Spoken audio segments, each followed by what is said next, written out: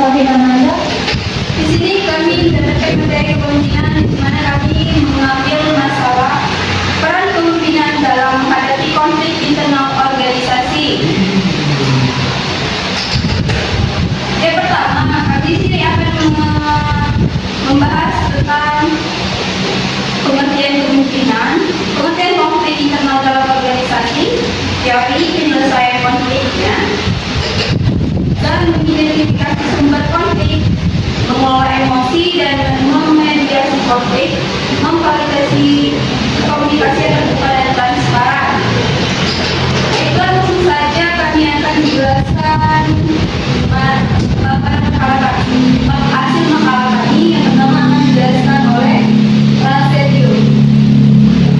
Pengertian kepemimpinan. Menurut Sutrisno, kepemimpinan adalah proses mempengaruhi orang lain untuk mencapai tujuan bersama melalui pengarahan, koordinasi, dan komunikasi yang baik di antara anggota tim. Yang kedua, menurut George P. Terry, kepemimpinan adalah kegiatan dalam mempengaruhi orang lain untuk bekerja keras dengan penuh kemauan untuk tujuan kelompok. Dan yang terakhir adalah menurut R. Tannenbaum, Irving R.F. Masari, kepemimpinan sebagai pengaruh antar pribadi yang terjadi pada suatu keadaan dan diarahkan melalui proses komunikasi ke arah tercapainya suatu tujuan. Yang kedua, pengertian konflik internal dan organisasi. Menurut Siadian, mendefinisikan konflik internal sebagai ketidaksepakatan atau perselisihan yang terjadi antara anggota dalam organisasi akibat perbedaan persepsi, kepentingan, atau tujuan. Yang selanjutnya akan dibacakan kepada saudari.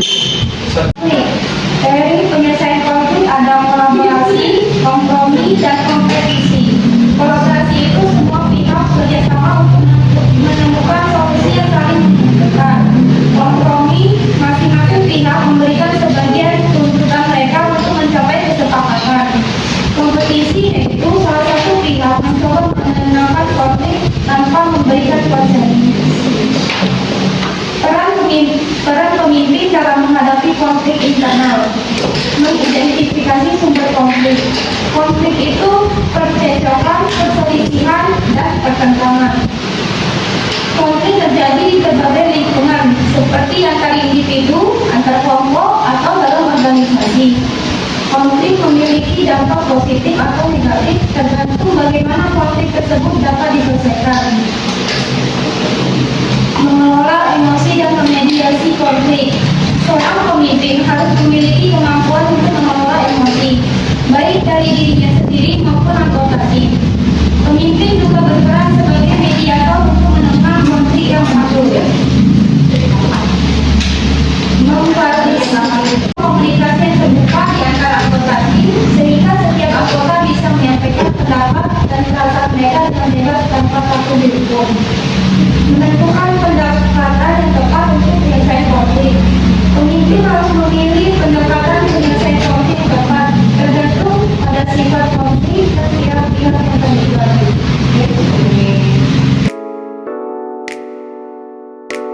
Jawab dari pertanyaan sekarang kenalan.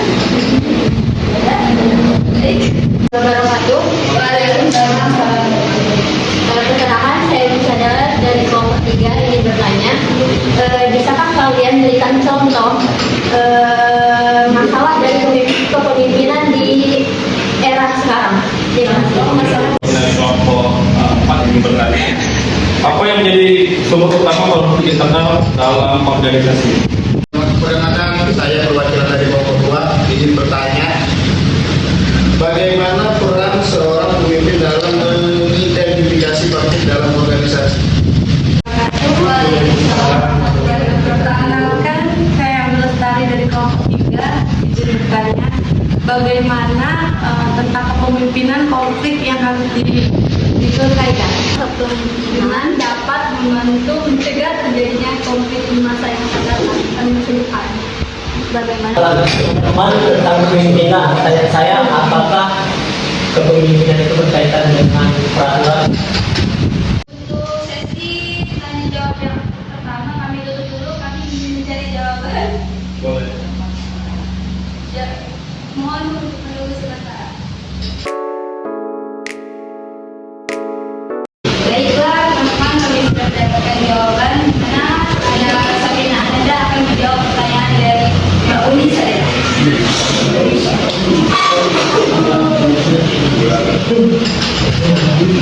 Bagaimana contoh dari masalah kepemimpinan di era sekarang? Contohnya itu ada adaptasi teknologi. Pemimpin itu harus bisa menghadapi dan mengintegrasikan kemajuan teknologi sambil tetap menjaga aspek manusiawi. Krisis kepercayaan. Pemimpin itu adanya kurangnya transparansi mengurangi kepercayaan publik kepada pemimpin. Keberagaman dan inklusi. Kesulitan dalam menciptakan lingkungan yang inklusif dan menghargai perbedaan. Etika keputusan. Pemimpin dihadapkan pada dilema etika dalam keputusan bisnis yang berdampak pada lingkungan dan sosial. Jadi intinya contoh dari masalah kepemimpinan di era sekarang itu kebanyakan pemimpin itu kurang adanya kepercayaan dalam masyarakat. Terus juga teknologi juga berpengaruh, baik teknologi sekarang maupun kepercayaan orang-orang yang belum bisa percaya dengan yang belum bisa memimpin yang baik. Baik, Mbak Umi, saya sudah paham atau mengerti dengan jawaban dari Anda. Atau ada yang ingin ditanyakan lagi? Ais bersedia karena pertanyaan dan jawaban kemarin tadi menimbulkan pertanyaan baru. Iya. Kenapa dari Kak Eko? Baiklah, saya akan menjawab pertanyaan dari Kak Eko yang jawabannya, yang soalnya adalah apa yang menjadi sumber utama konflik internal dalam organisasi. Yaitu sumber utama konflik internal itu dalam organisasi dapat berasal dari perbedaan tujuan. Yang kedua itu bisa kepentingan atau persepsi anggota tim. Terus selain itu konflik juga bisa muncul akibat komunikasi yang buruk dan kesalahan dalam memahami peran masing-masing. Apakah jawabannya sudah sangat sempurna? Saya akan menjawab pertanyaan dari Kak Eko, yaitu bagaimana seorang pemimpin dalam mengidentifikasi konflik dalam organisasi. Yaitu seorang pemimpin berperan penting dalam mengidentifikasi sumber konflik dengan mengamati dinamika tim, mendengarkan keluhan dan mengumpulkan informasi secara objektif. Pemimpin harus mampu memahami penyebab utama konflik sehingga bisa mengambil langkah-langkah yang tepat untuk penyelesaiannya. Bagaimana dengan saudara Niko, Pak Eko, dengan jawaban yang saya berikan? Assalamualaikum warahmatullahi wabarakatuh. Baiklah, di sini saya akan menjawab pertanyaan dari Mbak Ratu Lestari, yang dimana yang saya tangkap yaitu bagaimana penyelesaian konflik di dalam kepemimpinan yang harus diselesaikan. Baik, ada beberapa langkah umum yang dapat membantu menyelesaikan konflik dalam kepemimpinan. Yang pertama yaitu kita harus mengidentifikasikan masalah sumber konflik, yang dimana itu memahami akar masalah dan menemukan penyebab utama konflik dari kepemimpinan tersebut. Pemimpin harus memberikan kesempatan kepada semua pihak yang terlibat untuk menyampaikan pendapat mereka tanpa gangguan. Yang selanjutnya ada menemukan solusi yang menguntungkan semua pihak, yaitu alias mencari solusi yang hanya menguntungkan satu pihak. Cobalah mencari jalan tengah atau solusi kreatif yang dapat memuaskan kebutuhan semua pihak yang terlibat.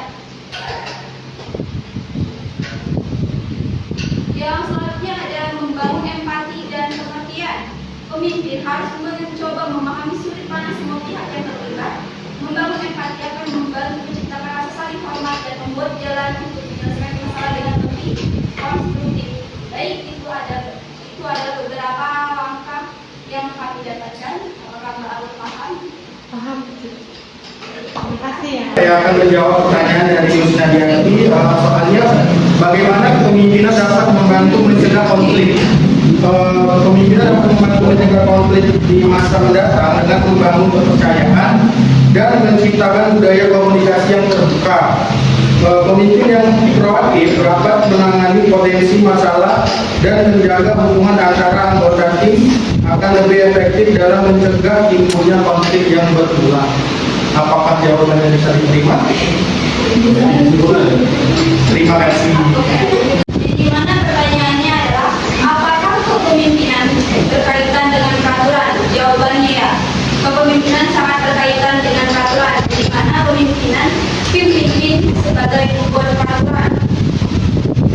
Pemimpin sering bertanggung jawab dalam membuat peraturan yang akan mengatur jalannya organisasi sehingga kepemimpinan tersebut sangat berkaitan dengan peraturan.